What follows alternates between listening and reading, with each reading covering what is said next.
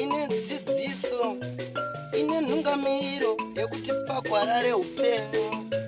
Ndipo patinoona ana sekuru vedu ari masvikiro nemapositori, topa kumatendo kuvayera shumba vatidzidzisa nekutipawo gwara iri.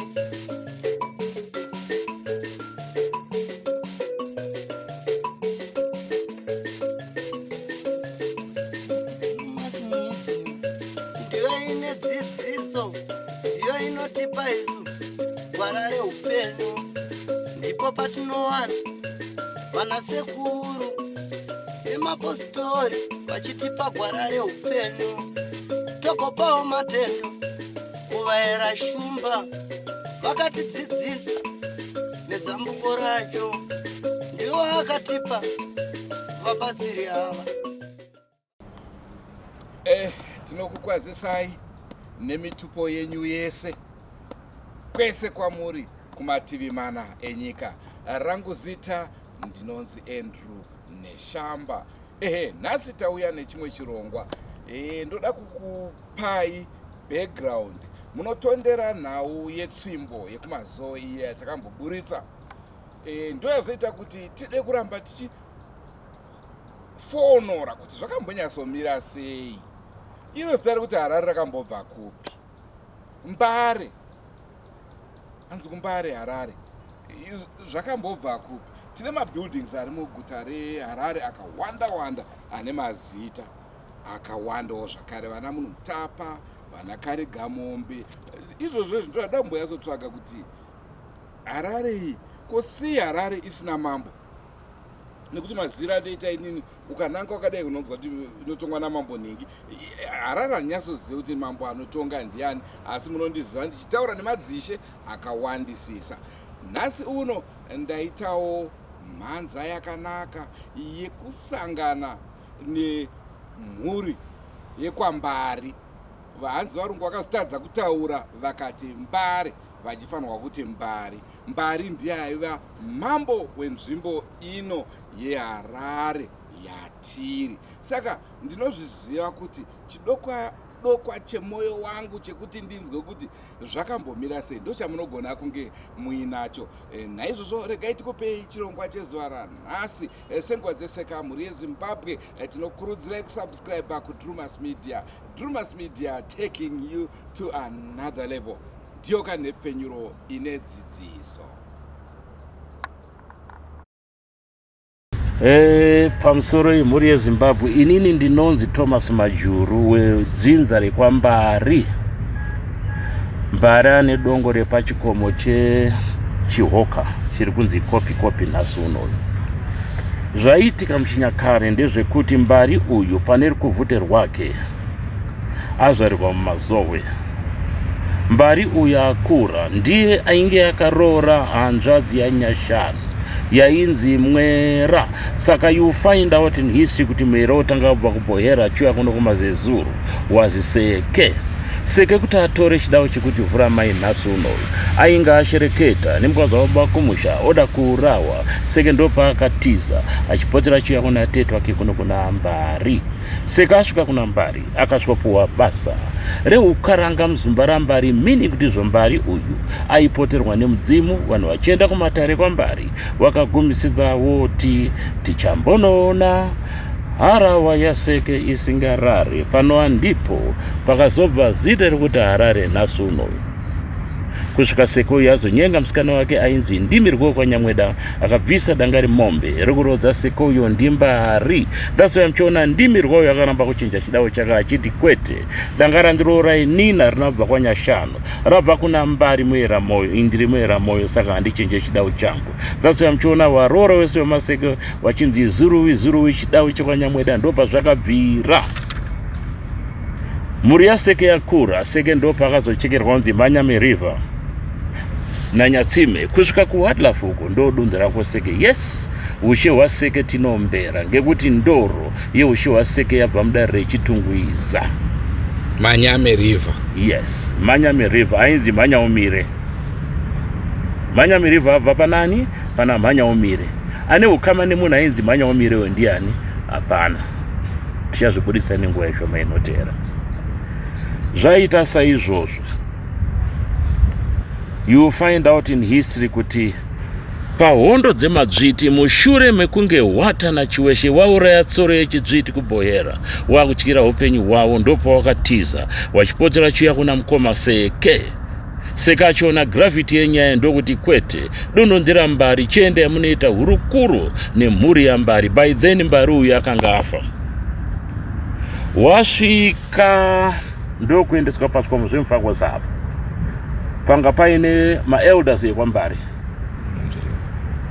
Zvikanzi zvamati matiza hondo kumusha, chiende yamunoita musasa, kugomba kuna mbuya, ndokwamunoona shelter yekuhwanda hondo. Kune ninga dziriko, plus ambuyo achakupaiwo spiritual guidance. Wasvika kugomba kuyo, Wata akaswora yamunhu ainzi Zumba ndiye aiombera mudare raambuya. Wata ndobva atanga responsibilities mudare raambuya. Unfortunately, auraya Zumba kudaro mhuri yaZumba. Mbuya wapa? Mbuya Charwi. Wemwe mbuya Nehanda yainzi Charwi.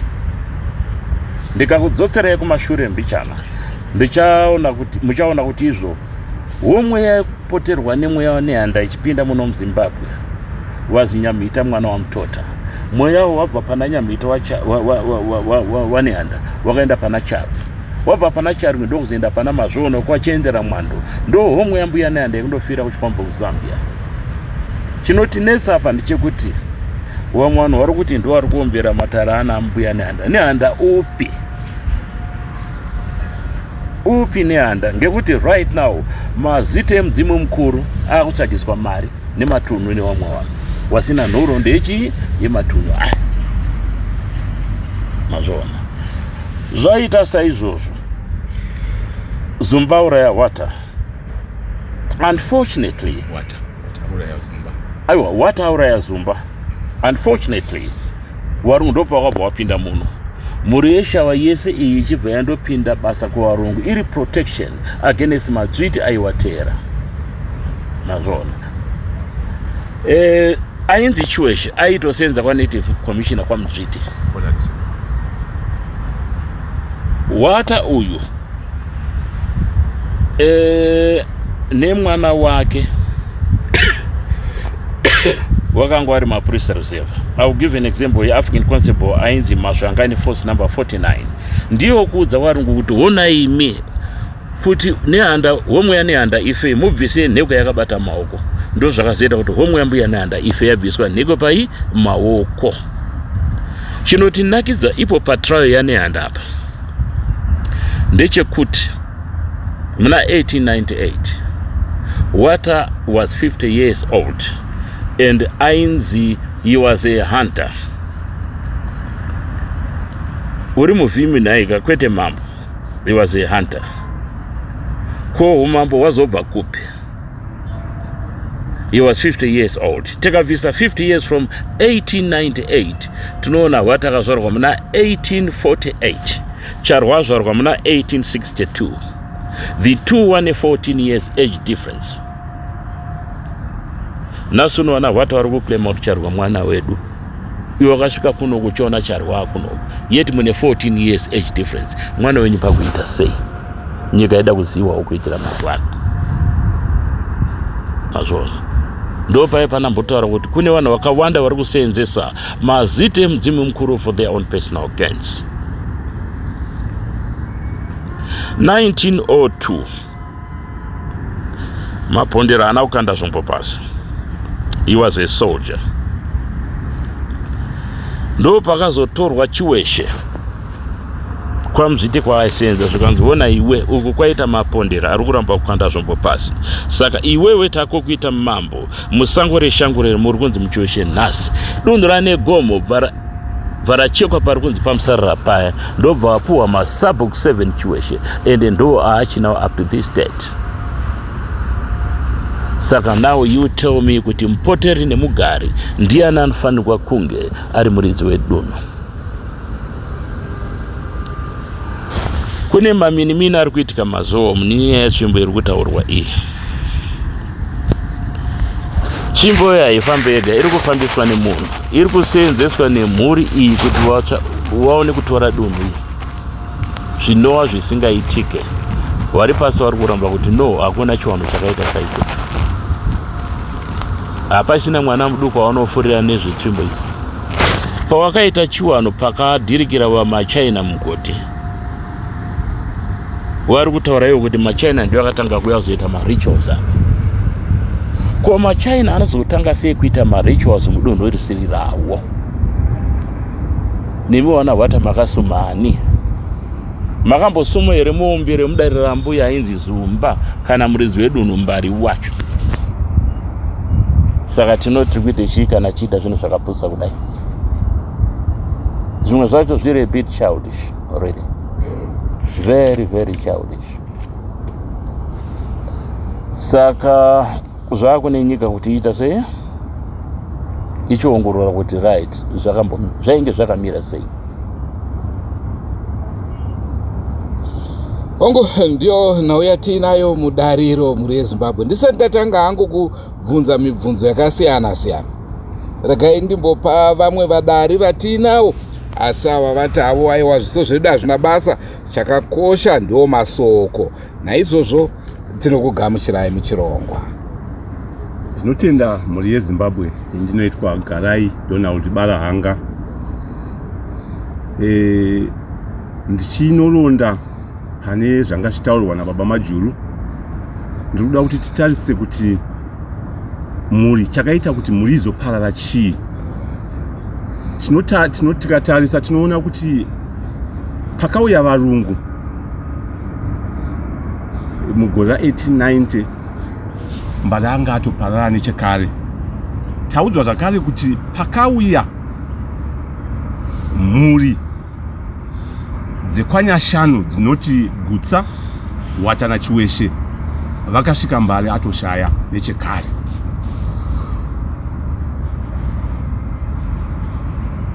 Tinoona zvakare kuti munhu akanga akutonga panguva iyi ainzi Makombe, anova akanga ari munina waMbari. Apa tiri kuda kubvisa ndo pakabva zita reMakombe building. Ndo Makombe uyu ndiye anova akaitwa honored 1983 pachichinjwa zita rainzi Drewmas rikabva rapuwa in honor of the great leaders vakatungamirira pafesi chimurenga ainzi Makombe.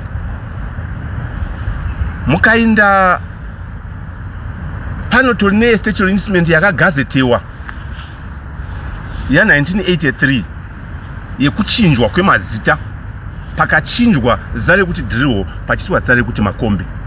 It was in honor of the then paramount chief Makombe akarwisana nevarungu zvakanyanyisisa mukati menzvimbo yeHarare neMazoe. Ndiye zvakare akanga achitonga panguva yakauya varungu vachidzika mureza wavo pachikomo chechihoka kana kuti Katsimenhurika. Ndechipi chikomo ichocho? Chikomo chatiri kuti kopi nhasi unoyu chainzi Chihoka, rinova rakanga riri zita raTateguru Makombe. Panga paine chisipiti kana tsime rakanga riri pamusoro pechikomo ranga risingapwe, ndosaka panga pakanzi panonzi Pakatsimenhurikwa kana kuti paChihoka. Nzvimbo yamaa kuti kopi nhasi inova nzvimbo yakanga ichiita yaitirwa matare naTateguru Mbari. Tinoona kuti nguva zhinji vanhu vaiti kana vachiuya kuzoona Tateguru Mbari, he was a spiritual and political leader. Aipa ruzivo kune madzimambo yese anga akamupoteredza. Ndiye aipa spiritual guidance nepolitical guidance kumadzimambo yese vanga vakatendedza nzvimbo yeHarare neMazoe. Mbari paakafa Mbari, munhu akasara achita take over ndiMakombe. Tikatarisa pama-authenticated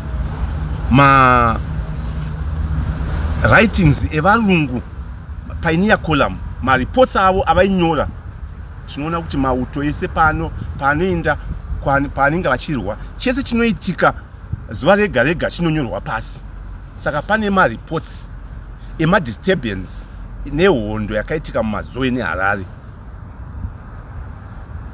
Bhuku racho tinaro ende rinotaura pachena kuti Makombe ndiye akanga achitonga munzvimbo iyi. Pane hondo mbiri dzinonyatsozikamwa dzakakura. Hondo yekutanga yakaitika musi wa28 July 1896 yakaitika kubva mangwanani kusvika zuva ravira. Varungu vakatadza kubvisa mauto amakombe panzvimbo yavakanga vachirwa pangoma huru. Nzvimbo iri muMazoe panonzi pangoma huru. Ndo pakaitika hondo iyi. Tichati tikawana mukana toenda tonokuradzai pakaitika hondo iyi. Nekuti varungu vatadza kudisloja kana kubvisa mauto amakombe, vakaretrita. Varetrita vakaenda kunoparadza misha, vakaparadza zvipfuyo, vakapisa minda kuitira kuti vanhu havatambudzike vazopedzisira vakusubmita kuti aiwa tatambura chitinzwirai tsitsi. Asi varungu vakazodzoka 1897 inova yakanga iri the most decisive last battle, major battle yakaitika mukati meMazoe. Pakava nereinforcement yakabva kwaMutare, reinforcement yakabva kuBulawayo, reinforcement yakabva kumativi mana ese. Vakauya vakaataka muzinda wamakombe. Vanga vane zvombo zvikuru ende ndo pavakabva musha wabva waita se waparadzwa musha. Musi mumwe chete iwoyo ndo wakaenda vakanoparadza musha waMambo Chinamhora. Tikona apa ndikutaura nezvehondo dzakaitika. Now mubvunzo wandinoda kubvunza, hondo yapisa tinoona kuti makaurayiwa varungu vakawanda vaidarika 100 kana kuti 100 vakafa. Varungu vakava nekusafara vakabatikana, pakabva paunzwa mutemo wakataurwa nemumwe mupriest anga ari muJesuit, anga ari kuchishawasha kuti no, vanhu vemunzvimbo iyi havakanyanya kuoma musoro, ngapachiita chirongwa chekuuraya wese murume ane 14 years and above. Saka mutemo iwo wakapasiswa wokuti mhuri yese yakanga iri munzvimbo iyi 14 years varume and above vaifana kuurayiwa. Saka vaiti pakasvika pamusha vobva vaparadza musha wese. Musha wese wavasvika vobva vaparadza. Ndinodavira kuti baba Majuru vachakutaurirai zvakaitika kuna sekuru vaMajuru musi wavakasvika mumusha mavo mushure mekunge vaenda kunoona tete vakanga vakaroorwa kwachihota uko kuti chii chavakasikuona. Zvadaro tinoona kuti ngatitarisei kuti ava vari kuti ivo vana Hwata vakauya vari 3, Hwata, Gutsana, Chiweshe, vakanga vasina kana kutakura tsvimbo sevanhu vakanga vachiuya kuzopotera. Vakanga vasina uto, hapana chamanga vainacho, vanga vakangopfeka nhembe dzavo nemhuri dzavo, vakadzi vavo nevana vavo. Saka tozonzwa ivo vakutaura kuti vakarwisa Mbari. Izvi kutoshamisa kuti vanhu ava takavatambira titi madzisekuru edu, nekuti Mbari akanga akaroora hanzvadzi yaNyashanu baba vavo. Mbari akanga akaroora zvakare hanzvadzi yavo yainzi Mandirotsa. Saka Matirotsa, saka tiri kuti ava vakanga vari madzisekuru edu, ende nanhasi uno tinongovati madzisekuru edu nekuti ukama haugezwi nesipo. Madzisekuru edu, asi madzisekuru vari kukangana chazuro nehope nekuti takavagamuchira tikavapa nzvimbo yekuhwanda. Vakatambirwa kuti vange vachiita se vachiwana pekuhwanda sezvo ari madzikuru edu avanga vachitotiza mhosva yavanga vapara kwavanga vabva. Asi ivo isusu tanga tisingadi kuti tiburitse hapwa kana kushambadza huipi hwemadzikuru edu. Madzikuru edu ndo vakatanga kubva vanobatana nevarungu. Vabatana nevarungu ndivozve vakanga vakunongedzera nzvimbo dzaihwandiwa nevanhu, nekuti panga paakuitika hondo ya1896-97 pesi Chimurenga. Machembere vakura nevana vadiki vainda kunohwanda mumapako. Tikatarisa tine gomo rembewe riri just opposite Yemazoe dam. Mune ninga inokwanisa kukwana vanhu zviuru zvishanu, ndati mazana mashanu. Manga mine vanhu vakanga vakawanda imomo, asi vakaenda kunonongedzerwa unzi vanhu vakawanda umo ndo makaigwa zvimwe zvombo. Vakabva vanoisa zvinodhuka madynamites paentrance, vanhu vese vakaparara imomo.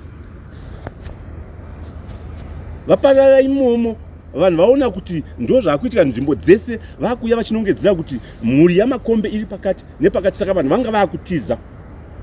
Vakabva vaita baramhanya vachiinda nzvimbo dzakasiyana, nekuti varungu vanga vaunza reinforcement yanga yabva kumativi mana ese enyika. Ndobva vatangisa kutiza, vamwe vakaenda kunana Guruwe, Mashi West, vamwe vakabva vaenda kunana Vatizo vachienda kumusoro kunana Darwin, vamwe vakakwira vachikaenda kwaMurehwa, vamwe vakakwira vakaenda kunjanja. Vamwe vakabva vadzika vachienda nekumhondoro, vamwe vakabva vasara vari Maseke vakawanda kuna sekuru wavo akanga ari sekuru Seke. Saka ndiri kuti inini vanhu ava vauya vari vatatu, ko chinozoita kuti vati ivo vakarwisa Mbari. Pane hondo here yakazoitika after first Chimurenga, hatione paine hondo yakaitika ipapo. Zvinhu zvakanyorwa, asi ezvino ukaenda ukada kunotsvaga kutresa history yamakombe neyambari kuNational Archive, unoona kuti zvinhu zvakawanda zvakabviswa zvese, hamusisina. 2, ukatarisa nhoroondo, tiri kuti isusu makombe ndiye airwiswa ari mambo, but unotarisa muNational Archive 1898 hondo yapera 1897 pakunyorwa mazita emadzimambo. Ana wata vakutonzi vanga vari madzimambo. Ko zviri kufamba sei? Ndotarisa zvakare zvinhu tinoona kuti pakatongwa Charwi yanga iri homwe yaNehanda. Wechipiri muno muZimbabwe akanga ari key witness ndiWata. Asi mukatarisa kuti Wata, tinoona kuti pakabatwa Henry Pollard anga ari native commissioner weMuMazoe nemauto amakombe vakanga vagere kunzvimbo sub chief Saduno ainzi Mutina anga ari mwana waMbari. Vakauya naye vakamusungirira, vakaona kuti Wata akanga aine vanin'ina vairi vanga vashanda kwaNative Commissioner Gutsa naChiweshi. Saka mbuya vakabva vati iwewe chiuraya uyu murungu, uraya iwewe, nekuti vangaona kuti iye anozotengesa zvikanzi ngaachiuraya iye. Ndiye akatora badza akatema Pollard akafa. Asi akuzonzi iwitness, munhu akaponda akauraya Pollard ndiye akazoitwa witness. Asi zvaizikamwa kuti ndiye aita se, ndiye atema. Chaidikamwa chete kuti awitnesse kuti munhu anditi ndiuraye ndeuyu. Iye anga ari murume, tiri kuti anga achizoti muto unonopomera munhukadzi here kuti ndiye akati ndiuraye. 2, as if that was not enough, sei iye asina kuzotongwa? Haana kutongwa. Tinoona kuti Charwi homwe yaNehanda akagururwa musoro, asi munhu akaponda haana kuita sei? Haana kutongwa. Rather, pane kuti atongwe, tinoona kuti akatozokorokotedzwa kunzi iwewe tinokutenda nekuti you have been a very loyal civil servant for a long time. Saka taakukupa taakupa ushe, nomba anopuwa ushe kuseri kwegomo kudandauko. NdiWata uyu 1968. Chiweshe tinoona kuti akazopuwa ushe futi nekuda kwekutengesa. But tikatarisa nhasi uno uyu, even kubva 1980, tinoona kuti mhuri vamwe vanhu vakazvipira kusunungura nyika inoyi. Vakanga vachitengesa nomba vamirira kusvikobata zvigaro. Mukatarisa izvozvi vakabva vanobata zvigaro zvokuti vakwanise kudestroy information yese yairatidza kuti vanhu vazive kuti nzvimbo iyi ndiyaningi. Tiri kuti mhuri yaMbari yakutiza kuurayiwa. Ava nomba vatora mukana wevacuum yanga yasiiwa nevanhu vakanga vatiza nekuda kwehondo, nekuti ndivo vaitengesa vachiti ava imhuri yacho ava ndivo vane mhuri yakauraya varungu, ava ndivo vane mhuri. Vanhu vaiva vatiza ivo vakusara vatora advantage, vakusara vachinyora history yemanyebo, vachimanufacture their own history, kuti history yechokwadi isazikamwe.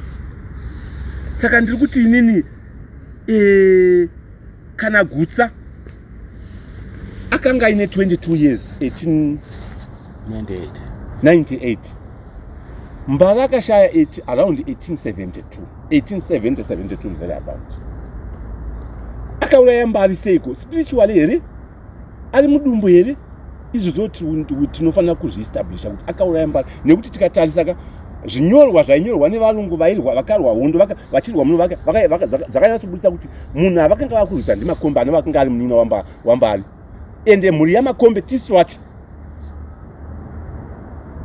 munina waMbari. Saka kana muchiti makombe akaurayiwa, vakauraya Mbari here around 1872, ivo vasati vauya vachiri kumusha kwavo vasati vazvarwa. Makombe haanambobvera abatwa, akatadza kubatwa nevarungu. Ende tinoona tikatarisa panhaundo dzatakapuhwa nemadzitegur edu nanambuya vedu nanasekuru vedu, vanotaura kuti munhu akaviga mutumbi wacharwi nditeteguru Makombe.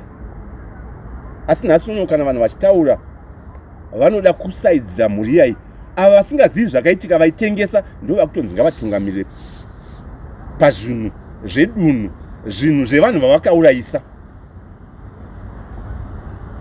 Saka but asi tinotika vari pasi vari kuzviona. Zvakadaro sei Seka asina kuda kutambira vanin'ina vake, nekuti vanga vari vanin'ina vake ka. Sei akazovati chiendai munoona mhuri yaMbari yemukwasha, tiri kuti ava vanin'ina vake ka. Sei asina kungova ipapo iye patakaona kuti vanhu vanga vakasvinuka. Kushinuka kwaakaona iye ndo kwaakutitambudza nhasi kuti vanhu ava nekuda kuti vanga vakashinuka vakarambwa nemukoma wavo, vakabva vaunzwa vatiri isusu ndomatavatambira sevazukuru vavo. Asi nhasi uno ndo vakufamba vachi manufacture history, vachiisa manyepo ekunyeba. Saka ndingangoti tinofanira kuti tichiona kuti sei Wata asina kutongwa, sei Wata akazoriwadwa 1968 akuitwa mambo kudande uko. Chiweshe sei akazonzi mambo. Umambo hwavo vakabva kupi? Umambo hwekutengesa, umambo hwakaita kuti vanhu vakawanda, ropa rakawanda rideuke munyika. Asi ndo madzimambo akuremekedzwa. Vanhu vanongotaura kuti hai pane madzimambo aitengesa, vanozikamwa. Sei vasingataurwi? Tikatarisa isusu pabook rainzi reAccolades and Awards rakanyorwa na John Volley, tinoona kuti Chiweshe anga ine highest number yemaAccolades nemaawards, madecorations aipuwa ekutengesa.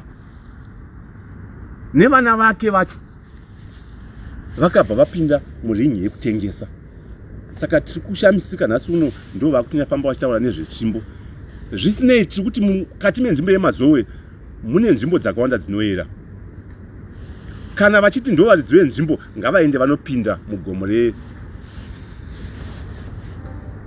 rembewe muninga dzirimo.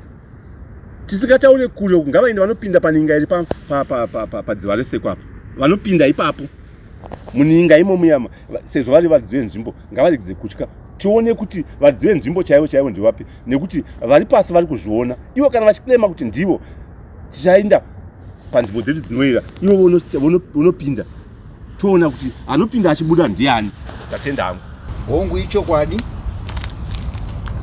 Makombe anovanga ari munin'ina waMbari, nokuti zita rinonyanyozikamwa zita rokuti Mbari, panova zita rataa kuti Mbari kuzvinezvi. Mbari uyu ndiye munhu aisinyanyozikanwa, aive nemukurumbira, uye ndiye aive nendoro huru, zvichitaura kuti ndiye akanga akachekera madzishe mazhinji, akatenderedza nzvimbo ino yeHarare. Saka ndo panozobva mutupo wokuti Shumba Gurundoro nemabasa ake akanga achidini achiita. Mbari uyu pasvika mhuri yeshava iri kutaurwa nezvayo iyi, ana Gutsa nevakoma vake, Mbari akanga atoshaya. Mbari akashaya. Vanotaura vazhinji vanotaura kuti mazuva ashaika pasi pamirika watinoti homwe yachaminuka iyi, mazuva ashaika iwayaya ndo mazuva ashaika wani. Mbari paarere izvozvi tinotopaziva, paakavigwa tinotopaziva. Zvino avo vanozotaura kuti vakarwisa Mbari, handizivi kuti vakamurwisa kupi, uyezve isusu tinotoziva kuti akatochengetwa muninga zvakanaka sekuchengetwa kunoitwa madzimambo. Mbari uyu ashaya, ndo pakanga pachitonga munin'ina wake ainzi Makombe kana kuti Chitema Uswa. Zita rekuti Makombe ranga riri zita rakaita semadunhurirwa, asi tinoona kuti muzvinyorwa zvizhinji zvainyorwa nevarungu. Saka nedzimwe nguva zviperengo zvacho zvinogona kuzomboti rasikei. Mukatarisa bhuku raipa mareports BSAP reports 1896, 1897, 1898 rinopa iro mareports avakasangana navo pachimurenga. Bhuku iri randiri kutaura nezvaro rakanzi native disturbances. Rinopa hondo dzakasangana neBSAP munharaunda yeMashonaland nekuMatebeleland. Ini ndakada kutarisana neMashonaland, ndichada kuzama kuti ndingokuburitsai kuti ndikuratidzei kuti Makombe uyu ndiye akanga ari mutongi aitungamirira nzvimbo ino yatava kuti Harare nepart of Mazoe. Sei tichidaro, 1896 munana June kunana 22 June panotaurwa varungu vanonzi vakaurawa mumusha waMakombe. Bhuku iri rinoti Makombi kana richitaura zita raMakombe. Saka naizvozvo munozoona kuti nedzimwe nguva vanhu vanotadza kunzwisisa kuti ko Makombe wacho ndiani, ane chekuita here nemhuri yekwagurundoro. Ndiye munin'ina wani waMbari akanga achitonga mushure mokunge Mbari adini ashaya. Kuti Makombe mutupo hero. Aiwa, iri zita rekuti Makombe izita raawana semadunhurirwa munhu, izita rakabva kumadzisekuru ake. Madzisekuru ake ndo anga ari ana Makomba. Semunhu anga akafanana nasekuru wake ana Makombe pachiso nepachimiro, vanhu vakangomuti Makombe Makombe Makombe, asi zita rake ndiChitema Uswa. Saka ndiro zita raakazoita mukurumbira. Vazhinji makarekare vanhu vaisasenzesa senemu aingoshedzwa nezita rekudi rekutanga. Saka iye rake rakazoita mukurumbira nderekuti chi Makombe, asi ndigurundoro munhu uyu. Ndo pazobva zita rebuilding yamakuti chi Makombe, nokuti city fathers oro madzibaba ekutanga pakapinda kanzuru 1980 vainzwisisa chivanhu vaiziva nhoroondo yanga iriwo mumashure. Ndo vakazotirekedza tipe zita iri kuti chi kuti Makombe building. Mukatotarisa pane chishumba iripo so pachibuilding ichocho Driwo chai, ndo pavakatirekedza tipe zita rekuti chi rekuti Makombe. Ndo kuya kunoita zita iri. Asi ndodzokerazve munhauro yanda ndiri kutaura yehondo yefirst Chimurenga. Varungu vanoburitswa mumareports aya vachinzi vakaurawa mumushamani maMakombe, inotonzi Makombi Crow. Ndo zvinoratidza kuti Makombe ndiye aitungamirira ari munzvimbo yeMazoe. Sei ndichiti anga ari munzvimbo yeMazoe? Kana mukatarisazve mubhuku iro riri vanotaura kuti Abercorn district. Kana ichinzi Abercorn district zvinoreva kuti ndo zita raishevedzwa iyi nzvimbo yatava kuti Mazoe nedzimwe nzvimbo dzichienda mberi koko tichienda nekunana Bvindura. Handizoziva hangu Abercorn district yose yaibata nzvimbo yakada sei, asi Mazoe yanga iri under Abercorn district. Saka mareports aipiwa neBSAP vaitaura Abercorn district. Kana vachiti Abercorn district vari kuzama kutaura kuti inzvimbo yavakasangana neresistance, yavakasangana nevanhu vakanga vachirwisana navo. Ndo panoburitswa kuti pane varungu nanga vakaurayiwa vakafanana Walter Tapsell, vakafanana na Steele James, mamwe mazita andichiri kutondera akanyorwa mubhuku iroro. Kune vanoverenga mabhuku mukaenda munonotarisa. Ana Lewis Herman, mazita akataurwa kuti varungu vakaurayiwa mumushamani mamakombi Crow. Zvinova zvakazosumudza hondo musi wa 28 July 1896. Hondo iyi yambotaurwa nemutauri mumwe abva mukutaura manje manje kuti pane hondo yakaitika ikabva makuseni kusvika zuva ridoke ichirwisa, nekuti vakanga vave kunodzorera kana kuti yatinoti revenge iye varungu vakanga vaurayiwa. Varungu vakanga vaurayiwa vandanga ndichitaura nezvavo vanga vari mafarmers, vamwe vacho vari maminers. Saka pahondo yechimurenga kutanga kwayakaita vakatanga nekuuraya vanhu varungu vose vanga vari munzvimbo idzi dzavaita dzavairima nekuchera zvicherwa zvavaita, nekuti ikoko ndo kwakanga kwotanga chibharo chatinoti chiya forced labor, kuti vanhu vabhadhare mari dzema-heart tax. Saka ndokusumuka kwakaita hondo yechimurenga. Saka musi wa 28 July 1896 hondo yakasimuka yeBSAP ikarwisana namakombe zvakaomarara chaizvo, panova pakakuwara mumwe wavaiti zita rake ndoda kuti koshiwei zvangu, asi akanga ari part of Salisbury Field Force. Muhondo iyoyi yatiri kutaura nezvayo akatopiwa street, mukaenda muno Milton Park munotori nezita remunhu iyeye raakapiwa, akakwadzwa pahondo iyoyo yandiri kutaura yemusi wa 28 July. Yanga iri hondo yakaomarara chaizvo yakaitika ipapo. Zvadaro izvi pakazoita hondo dzakanga dzichingoirwiwa, hadzinyanyotaurwa nezvadzo kubva musi wa 28 July kusvika iwe 1897, 1 March 1897 panewe pakaita imwe hondo yakaita mukurumbira chaizvo. Hondo iyi yakatangira imo mumazowe imomo ikazonopedzisira yakwachinamora, ndo yakarwisa makombe nachinamora musi mumwe chete. It was 1 March 1897. Ihondo dzechimurenga dzandiri kutaura nezvadzo idzi. Kana ivo varungu vachidescribe mumabhuku avo vanototaura kuti hondo yamakombi yakaitika 35 miles north of Salisbury. Mukatarisa kuti 35 miles north of Salisbury, nzvimbo yatiri kutaura nezvayo inzvimbo iri kuratidza kuti inzvimbo yeMazoe. Saka mukaona vamwe vanhu votaura zvokuti tsvimbo iri muMazoe zvazodii, vasingataure madzimambo akanga achirwisa nevarungu pafirst chimurenga. Uyu makomba anototaurwa nezvake kuti anga ari 35 miles north of Salisbury. Zvinoratidza kuti inzvimbo yakanga iri pasi peutongi hwake. Hongu vanhu vari kutaurwa nezvavo ava vakanga varipo, vana Wata, ivo vana Gutsa naChiwesha. Panguva iyi hongu vanga vari pasi pamakombe, vachigara vari pasi pamakombe, sezvambotaurwa zviyezve kuti vanhu vakasvikopiwa pekugara. Zvinovapiwa pekugara pahondo dzakanga dzoitika idzi. Varungu vorwisana nehondo dzevana vekwagurundoro, hondo dzana makombe idzi. Ndo pakazenge avotaurawo kuti aiwa isusu tisu varidzi venzvimbo. Munoona kuti vakapindira nekuti vakaona kuti panga pane hondo dzanga dziri kuita.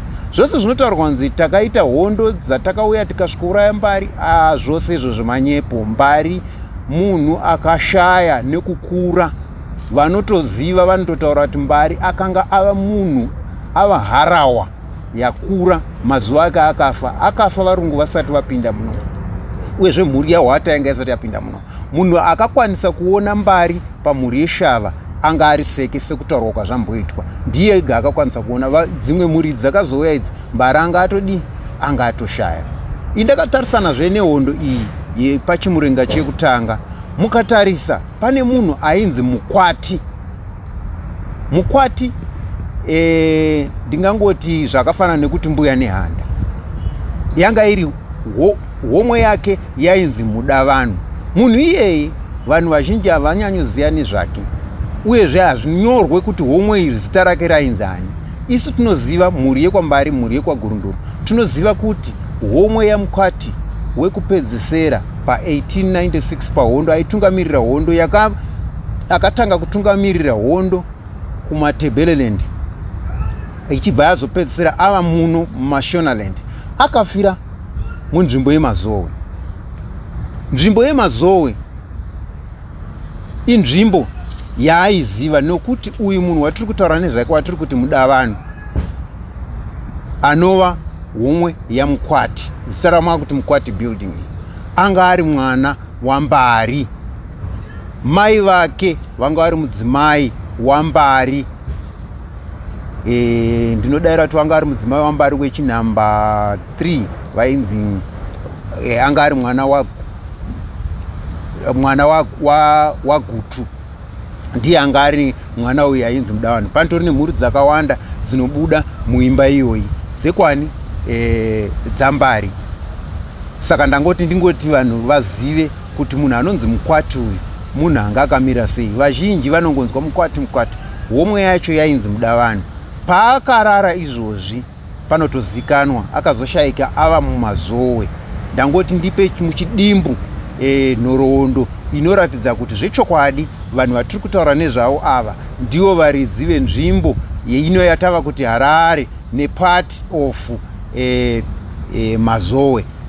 Zvinodai tanga tichikwanisika hedu ngoti iko zvine matunhu nemagariro aita vanhu, nzvimbo hadzisina kumira mamiriro adzanga dzakaita chinyakare, asi miganhu inotozikamwa kuti yanga yakamira sei muchinyakare. Asi iko zvinezvi zvinhu zvasiyana-siyana nokuti varunguwo pavakanga votonga madzimambo vakanga vochekerwa matunhu, zvinova zvakazoita kuti miganhu izonge ichisiyana-siyana. Asi mitunhu yekare yacho iyoyo vanhu vanotoiziva,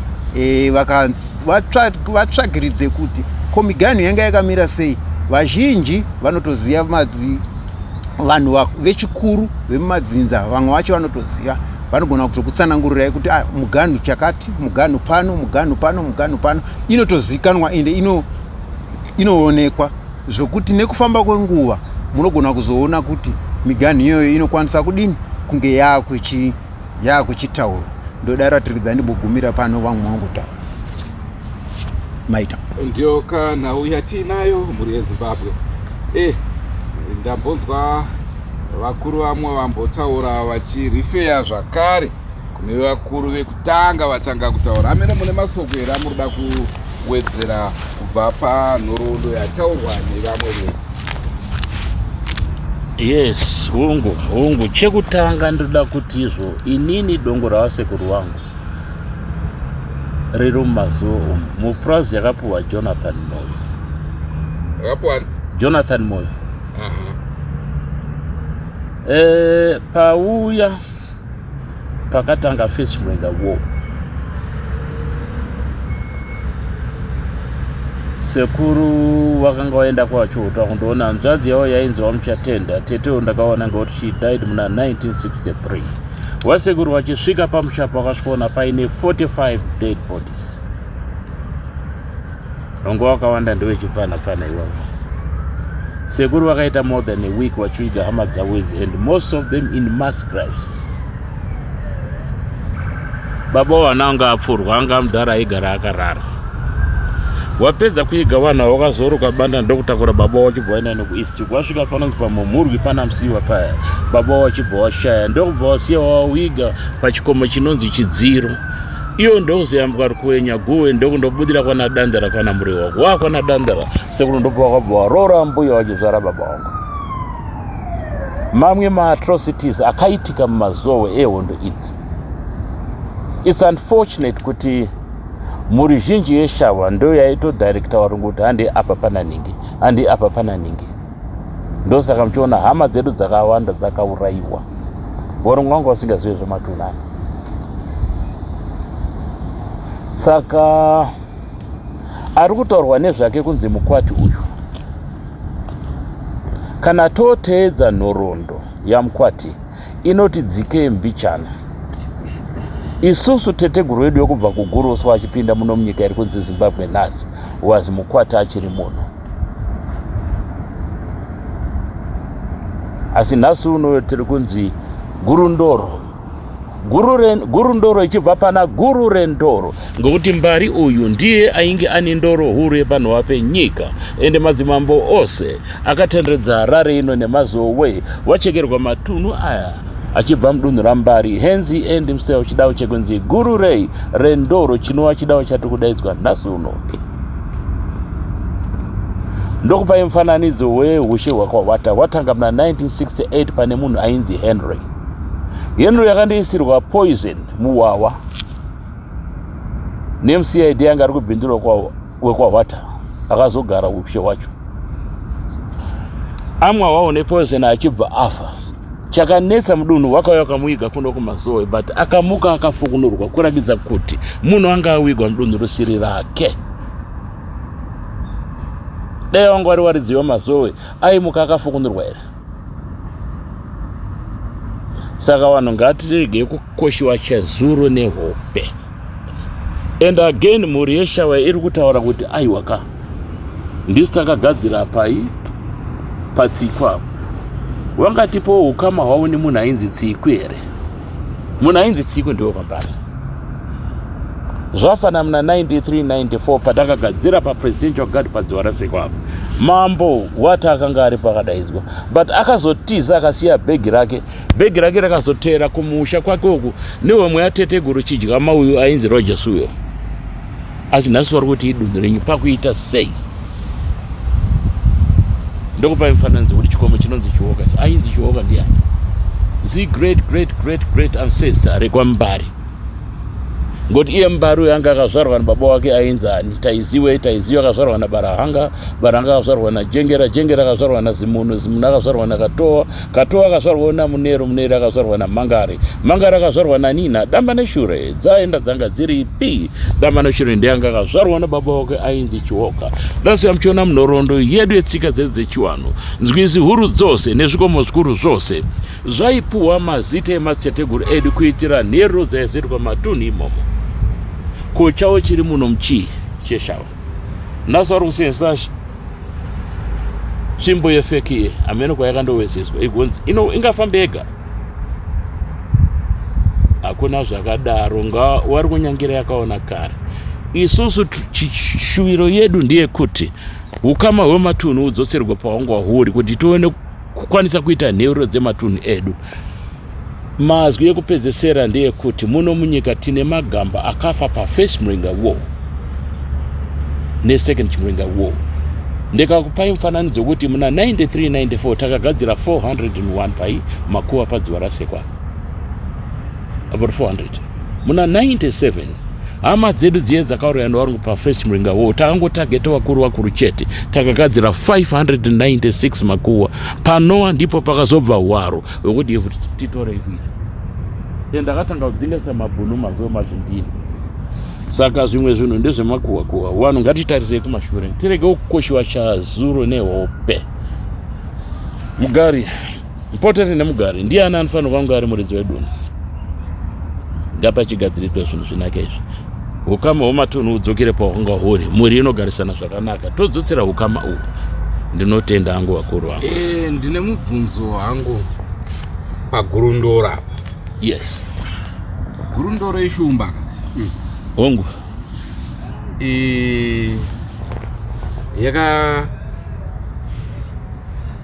Wakatanga semutupo uyu kana muchiuzi? Masimba anga apa naMbari, Mbari aipoterwa. Mbari akatanga ari mambo. Akupoterwa akuita mabasa. Ushe ndobva azopa munyina wake. Andini mazvona. Saka Mbari aiyera chii? Dzinza rekwambari rese raiyera moyo. Asi Mbari akazonzi ashumba nemudzimu waipotera paari. Ndosaka mhuri yake ichinzi shumba nhasi uno. Gurundoro. Guru rendoro kwete gurundoro. Ndakambonzwa hangu nemakuhwa zvichinzi pane kakurorana kwakaitwa nehama. Ndokubva vazopedzisira kunzi shumba gurundoro ipapo handinzwisisa hangu kuti zvakamira sei. Mbari haana ukama naNyamuziwa. Wana nehorekaya ndo madzinza apedzisira kupinda muno munyika iri kunzi Zimbabwe some 600 years back, wakatungamirwa naNyamita achapotera pana mwana waMutota. Wachipinda munomu wana Mbari wangu vari muno kudara. Saka pana lingi. Ndotokupai mufananidzo wekuti inini sekuru wangu Majuru mukadzi wavo ndiwe Shumba Nyamziwa dai mapaine ukama wakaroorana. Saka muri kuti Shumba iyi kurundoro iyi haina ukama neshumba dzimwe? Hapana. Ya guru rendoro iri payoga. Iri pano venyika. Ko kana ipo pachita nhau dzekusanyatsowirirana ava vachitora history yavo voti ndiyo, ava votora history yavo votiwo ndiyo, ko madzinza enyu aya haana here masvikiro makombwe mhondoro dzinokwanisa kunge dzichitaura pamusoro pezvinhu izvi? Kana nguva yakwana vanodanwa hapana chakamboipapo naika. Chiripo kuti izvo mhuri nenyika izive kuti zvaimbenge zvakamira sei, ngekuti pane madistortions akaitwa nevanhu muno akawanda zvinoda kugadziriswa. Mazvona.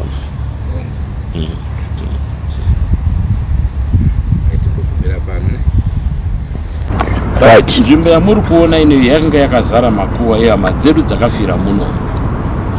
Then makuwa aya mazhinji acho abviswa nemapostori vachivaka mashrines avo aya. Mukatarisa kwese kumuchaona mashrines ari kukwa. Matombo ari kubviswa mumakuwa.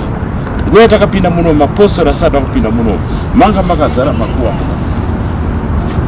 Zvekuti zvimwe zvacho hazvichanyatsooneka zvakanaka. Dai kwangu kuri kufunga kwangu hurumende through National Museums and Monuments wachengetedza nzvimbo iyo inei kuitira kuti zverwa zvedu zviita sei zvichengetedzeke. Mangwana tinoyazoteura sei zvinhu zvedu zvakaita sezvizvi. Vana vemangwana vada kuzoziva nhoroondo, vanoziva sei zvinhu zvakapera kudai nemafostori. Ngavarespektowo matunhu evaridzi kuti dunhu rionewo magariko akanaka. Saka mukatarisa kwese kwamuri kuona uko matombo akazara esai ndiye kubviswa makuwa hachatooneka. Wakuvaka zvinhu zvavo zvavanoda muno hamene kuti mvumo yacho vari kupiwa na, but zvazvinoita mutsika dzedu dzechivanhu. Ukaputsa guva remunhu mamhepo haabve pauri yekuona kuzoti wakaroiwa wazvitorera wega mamhepo. Ndotenda hangu I think ngatiise musoro pamwe chete tichengetedze zverwa zvedu zviri muno izvi zvakatowandisa mati. Yes, ngekuti tikabva kwaigumira dunhu raMbari kuzvikomo zvaRuzende kutsatse kuyokuyoko. Ruzende was a sub chief kwambari. Anga ine zita rangati muno mutaundi muno. Anzero tiri chiripere but wamwe yambonditi rakabviswa pati Ruzende akanga ari wekwambari. Taitozvikoshesa kuti aiwa kamazite mhuri yekwambari ari kuramba achiita sei achidanwa. But kana ranzi rabva mheno ndezvavakuru hatipindire kuvakuru tiri vanhu vaduku. Asi kuti tinongoyeuchidzawo kuti ona izvo zvanga zvakaita apa panga pakadai and so on.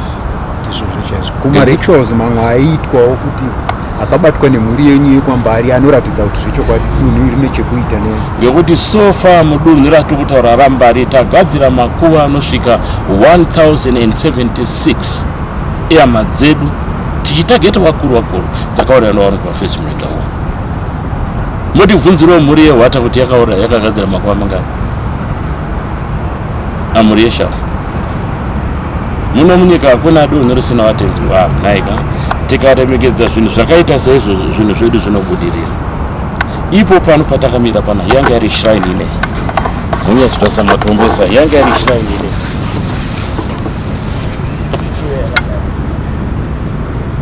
Pane zvaitwa nevakuru vedu vechinyakare but nhasi hazvichanyatsoonekwa. Paita sei papindwa nevakuru vanoona mataundi. Zvese zvamuri kuona izvi zvinhu zvazvaireva tichiteedza gomo iri takadai pane zvihombe zvaiitika muno muvakuru vavo. Anyway zvazvasvika to attention. Muri kuona matombo ese akawakwa ese ari kuukwa ndiye kubvisa makuva.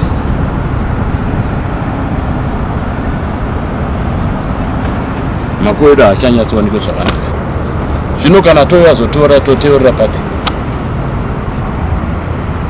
zvimwe zvacho zvinogumbura nekutsamwisa hama dzangu mufungi, but anyway tombozvisiyira kune wachoona zvinhu izvi, toona kuti vanozvibatanidzawo sei, toisa musoro pamwe chete semhuri, tinokunda hedu nekuzvisvitsa futi kwakuru kumusoro kuhurumende kuti vazive ndo zviri kuitika pai matunhana. Imhosva here kuti donho raMbari rakakomeshelizwa rikaitwa guta, Yemazoe ikaitwa commercial farming area. Nhasi mhuri yaMbari iri kurarama upenyu hwechidestitution iri mumatunhu emamadzimambo, yet one heritage protect. Ndiani achachengetedzera zvinhu zvedu izvi? Zvichemo zvatiri kuisa kuvakuru kumusoro kuti donho rono magariko akanaka. Ndatenda. Kudzidza hakuperi. Zuva nezuva tinenge tichidzidza zvitsva, tichiwana neruzivo rutsva. Ishuviro yangu yekuti nhoroondo yatapiwa nhasi ndiyo yechokwadi chedzinza kana ngati mhuri yekwaMbari, uyezve kuti ndivo vanotungamira ino Harare inoi kusvika kune Yemazoe kuya kwatakaona Tsvimbo. Nekuti paya kana muchitondera takataura nevamwe vakuru zvakare vachititaurira nedivi ravo. Nhasi uno masoko ataudzwa ndeyekuti vakuru garai pasi musati nyepera, ndobva taudzwawo nhoroondo yemamiriro azvakaita. Ndinozviziva kuti patiri kuburitsa ino nyaya kuchauya vamwe zvakare vachitaurawo zvakare pamusoro pezvavanofunga kana kunzwisisa, uyezve kuti Harare iyoyi yakamira sei. Asi regai nditi zuva ranhasi tomboti ndicho chokwadi chatawana. Kana paine vamwe vachauya, aiwa vanouya ivo vekutanga vatakataura navo vaya panhau yeTsvimbo, tichavadana tozodana zvakare vakurukura zuva ranhasi, tozonzwa kana paine vamwevo zvakare vanofungidzira kuti ndivo varidzi veHarare, totaurawo zvakare navo vese vari pamwe chete, tinzweka kuti chokwadi chiri papi. Asi hamundadzidza zvakawanda muzuva ranhasi. Manzwa nhau yedziva rasekwa, manzwa rwizi Manyame kuti runonzi Manyaumire kana ndisina kukanganisa kunzwa. Harare kopi hanzi Chihoka. Ndadzidza ini ndofunga kana musati vadzidza muri munzira yekudzidza. Ndicho chirongwa chatanga tiinacho kanhasi mhuri yeZimbabwe. Rangu zita ndinonzi Andrew Neshamba.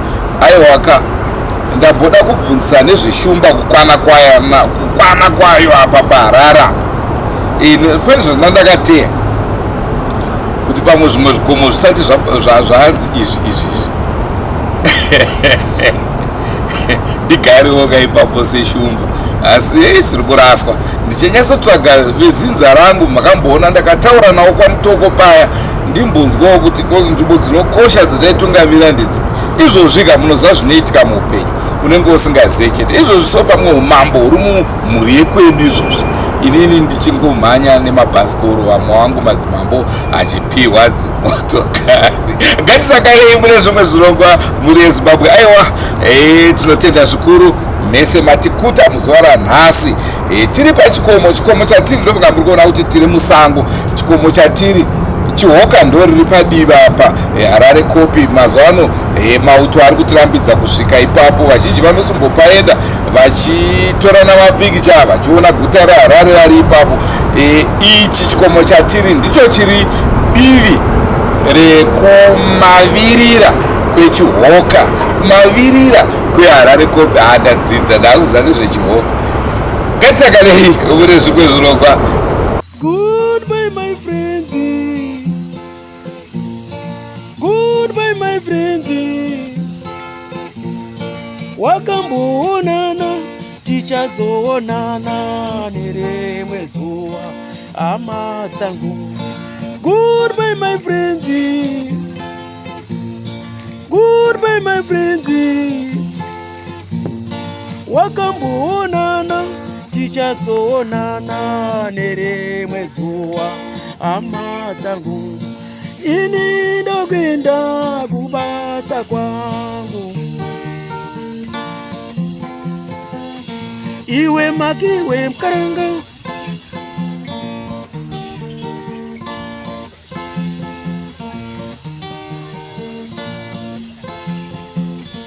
iwe maki iwe mkaranga, iwe maki iwe mkaranga.